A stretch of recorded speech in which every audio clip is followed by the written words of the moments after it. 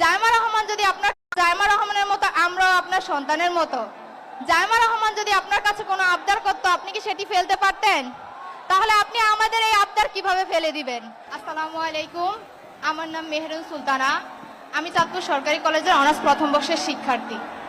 মাননীয় প্রধানমন্ত্রী, আপনি চাঁদপুরে আসে আমরা অত্যন্ত আনন্দিত এবং গর্বিত।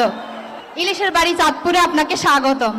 আমি বিগত 3 বছর ধরে চাঁদপুর সরকারি কলেজে পড়াশোনা করছি, কিন্তু বহু বছর ধরে চাঁদপুর সরকারি কলেজে অবকাঠামোগত কোনো উন্নয়ন দেখছি না। আমরা বর্তমানে চাঁদপুর সরকারি কলেজে প্রায় 17,000 শিক্ষার্থী আছি, কিন্তু সে তুলনায় জায়গা অনেক কম। আমাদের কলেজের পাশে কলেজের মালিকাধীন একটি ভূমি রয়েছে, যেটি ব্যবহার করে আরেকটি ক্যাম্পাস করলে আমরা চাঁদপুর জেলার মানুষ এবং চাঁদপুর শহরের শিক্ষার্থীরা খুবই উপকৃত হব।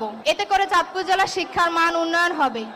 মাননীয় প্রধানমন্ত্রী, আমরা আপনার কাছে আশাবাদী যে আপনি মঞ্চে থাকা অবস্থায় কলেজের ওই ভূমি ব্যবহার করে আরেকটি ক্যাম্পাস করার ঘোষণা দিয়ে যাবেন। এটি করলে আমরা আপনার কাছে চিরকৃতজ্ঞ থাকব।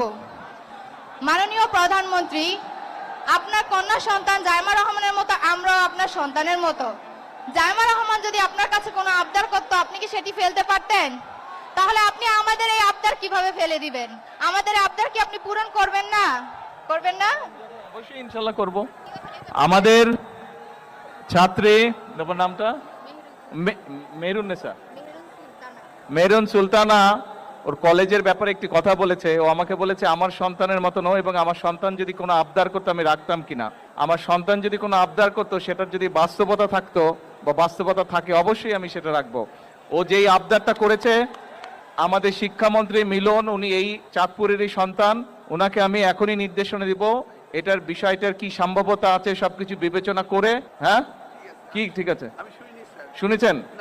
শুনেন নাই? আচ্ছা ঠিক আছে, তুমি তোমার কলেজের পক্ষ থেকে একটা দরখাস্ত দাও আমার কাছে। ওখানে যাও, গিয়ে প্রিন্সিপাল স্যারের সাথে কথা বলে একটা দরখাস্ত দাও, তারপর আমি দেখছি। সরকার থেকে কিছু আইন কানুন আছে, কাজেই আমরা চেষ্টা করব সম্ভাব্যতা যাচাই করে বাস্তবায়ন করতে। জায়মা রহমানের মতো আমরাও আপনার সন্তানের মতো।